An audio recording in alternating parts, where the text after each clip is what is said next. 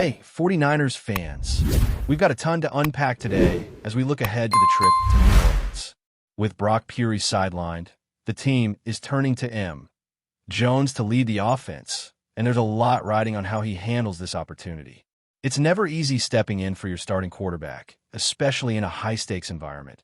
But there are some encouraging signs that make this situation more promising than it might seem at first glance. One of the biggest concerns going into this matchup is how injuries are impacting the roster. George Kittle remains a significant factor. His presence on the field affects not only blocking schemes, but also the timing and rhythm of the passing game. Brandon Ayuk's absence doesn't shake things up too much since he's been out for a while, so the wide receiver group has had to adapt and find other ways to contribute. Meanwhile, there's positive news coming out of practice that has fans cautiously optimistic. Jauan Jennings was spotted doing light conditioning alongside Trent Williams, and while it's not full participation, the fact that he's back on the field is a strong indicator of his progress. Just a few days ago, his MRI results were clean, and reports suggested that he was responding well to treatment. So, seeing him in practice is a real morale boost. Yet Matos, who had a strong showing last weekend, also returned to practice, and that's great news for the defensive line rotation. Nick Bosa is back from his short rest, and Ben Bartch returned to practice as well, which is huge considering his history of limited games due to injury. Seeing him back on the field, officially practicing after being day-to-day, adds depth and stability to the offensive line. Christian McCaffrey is also healthy and ready, which gives the 49ers a dynamic weapon in the backfield. Jordan Watkins and Jordan James are both back as well, further strengthening the offensive arsenal as the team heads into a challenging matchup against the Saints. This weekend's game is shaping up to be a true test of resilience, especially without Brock Purdy. It will tell us a lot about Jones's readiness and adaptability, as well as how the team executes under Kyle Shanahan's leadership. The opportunities for growth and learning are enormous, and the coaching staff seems confident that Jones can step in effectively. John Lynch's comments on Brock Purdy are cautiously optimistic. While reports initially suggested he could be out anywhere from 2 to 5 weeks, Lynch emphasized that Purdy's situation is being managed week to week and that the outlook is better than initially feared. There's a real possibility that the timeline could be shorter than expected, and that makes this transitional period less daunting. For Jones, stepping in now might actually be ideal. Nick Bosa made an insightful point that starting early in the season as a backup can be better than waiting until later, because Jones is still closely connected to the offensive system and has had extensive practice reps. This isn't a scenario where he's been out of rhythm for months. He's been practicing with the team, familiar with the personnel, and ready to execute. This familiarity with his receivers, like Jordan Watkins, is critical. Even if Watkins doesn't end up playing this weekend, the chemistry that's been building in practice can still help Jones make accurate reads and throws under pressure. Looking back at Jones's career, his numbers show both potential and inconsistency. His 2021 season demonstrated what he's capable of in a strong system with proper support, whereas later performances highlighted areas for growth. However, the 49ers provide a far superior environment than his previous experiences, with a stronger offensive line, a well-coached running back room, and the benefit of Shanahan's play calling. Christian McCaffrey's presence is especially important because it takes pressure off the passing game, allowing the offense to remain balanced even with a new quarterback under center. The coaching staff will likely rely heavily on a ground-and-pound strategy to set up the play action, giving Jones more time and flexibility to make reads without being forced into high-risk throws. Beyond the offense, the defense continues to show dominance and improvement. This Sulla effect is evident, bringing energy, creativity, and strategic insight that strengthens the team as a whole. Week 1 highlighted how this impact translates on the field. The 49ers achieved the fastest time to pressure in the league, and coverage assignments were executed cleanly, ranking among the top in the NFL. Players like Yetur Gross-Matos are already making their mark with impressive interior pass rush metrics, contributing to a defense that can disrupt opposing offenses and create opportunities for turnovers. This level of performance sets the tone for upcoming games and reassures fans that the team is equipped to handle adversity, whether on offense or defense. As the team prepares for New Orleans, there's a sense of cautious excitement. This game will reveal a lot about Jones's ability to adapt and lead, about Brock Purdy's eventual return, and about how well the offense functions in a slightly simplified system. Christian McCaffrey has emphasized keeping things straightforward and focusing on execution, which will be critical for Jones as he steps into a new rhythm. Meanwhile, the defense is poised to dominate under Brandon Staley's guidance, creating a balance that allows the 49ers to control the pace and exploit weaknesses in the Saints lineup. The combination of strategic planning, player health returning, and individual talent creates an environment where the 49ers can succeed even under challenging circumstances. Looking at all these factors together, the narrative heading into New Orleans is one of resilience and adaptation. Injuries have forced the team to adjust, but the depth and versatility of the roster, coupled with Shanahan's offensive ingenuity, make this an intriguing test of skill and preparation. Jones stepping in is not just a substitution.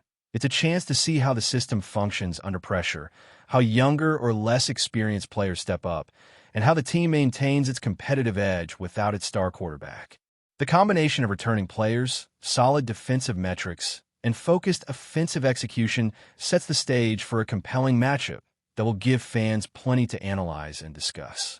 Every practice rep, every route run, every defensive setup counts, and the results on Sunday will offer insight into the broader trajectory of the 49ers this season. With just a few days remaining before kickoff, the anticipation is building. Fans are evaluating how each element of the team will come together, from the offensive line's protection schemes to the passing game chemistry, to the effectiveness of the rushing attack. The team's ability to adjust in real time, adapt to unexpected challenges, and leverage its strengths will be on full display. Each player's performance, whether a seasoned veteran returning from injury or a backup quarterback stepping into the spotlight, will contribute to the narrative of this game. The stakes are high, the environment is challenging, and the opportunity for growth and evaluation is unmatched, making this upcoming matchup a pivotal moment in the season for the San Francisco 49ers. As the 49ers head into New Orleans, the questions surrounding Jones and the offense are just part of the story. The defense, led by Robert Saleh's strategic influence, is emerging as a dominant force that could define the game. Week 1 showcased how quickly this group can adjust and impose pressure on opposing quarterbacks. The defensive line was lightning fast off the snap, achieving the league's quickest time to pressure, and that aggressive approach sets the tone for every matchup. With interior linemen like Yetur Gross-Matos excelling in pass rush win rate, the 49ers can consistently disrupt plays before the quarterback has time to make reads.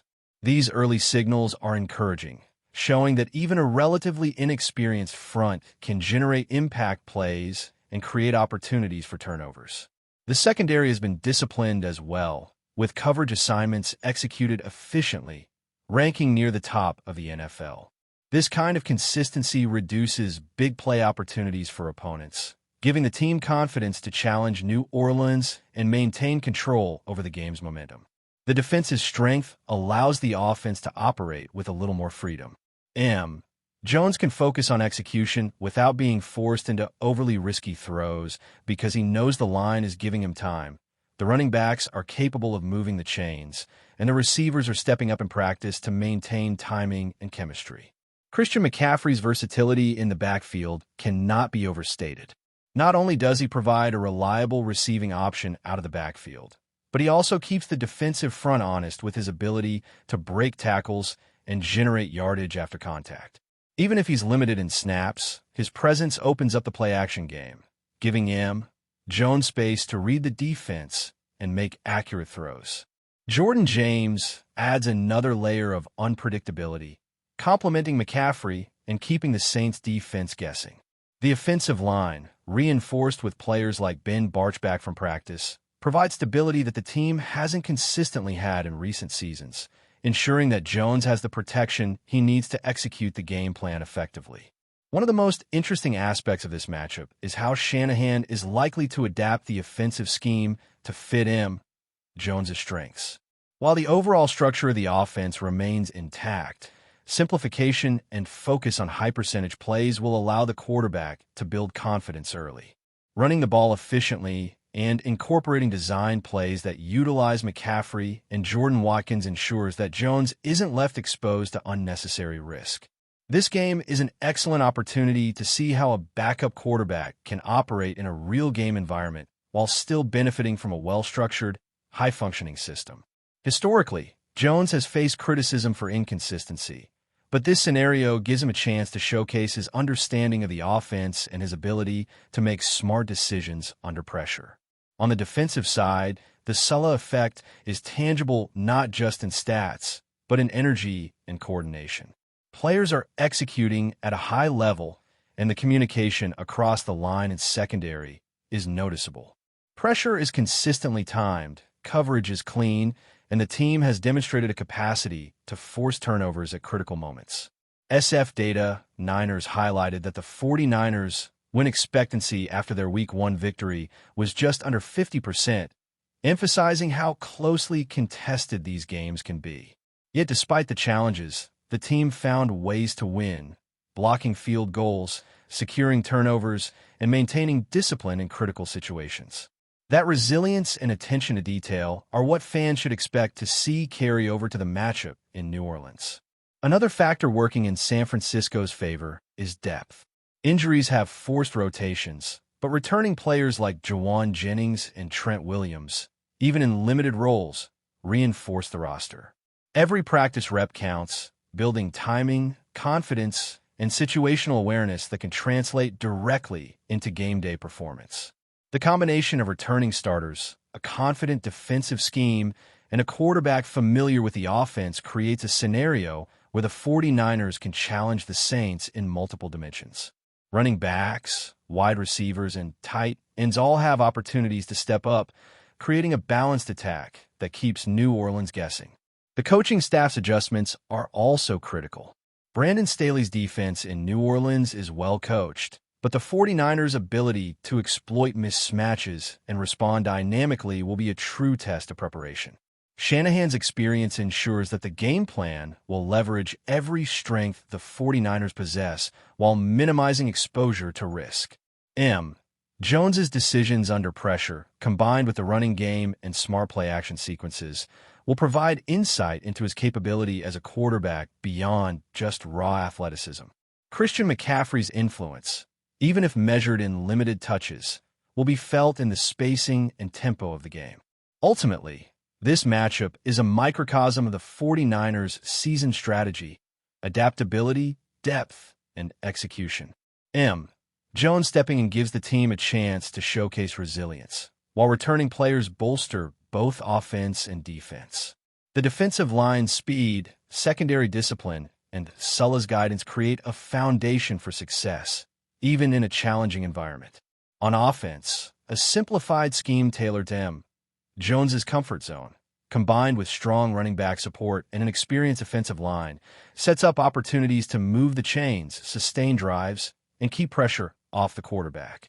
Each play, each adjustment, and each rotation will tell a story about how this team handles adversity and executes under real game conditions. But before we dive in, don't forget to subscribe to 49ers Zone and hit the like button on this video. Your support helps us keep bringing you the latest updates on the San Francisco 49ers. And don't forget to share your thoughts on the news in the comments below.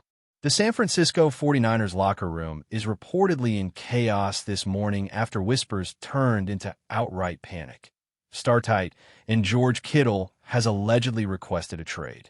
Sources close to the team say the 29-year-old has grown frustrated with the franchise's direction and is exploring his options, sending shockwaves through one of the league's most stable rosters.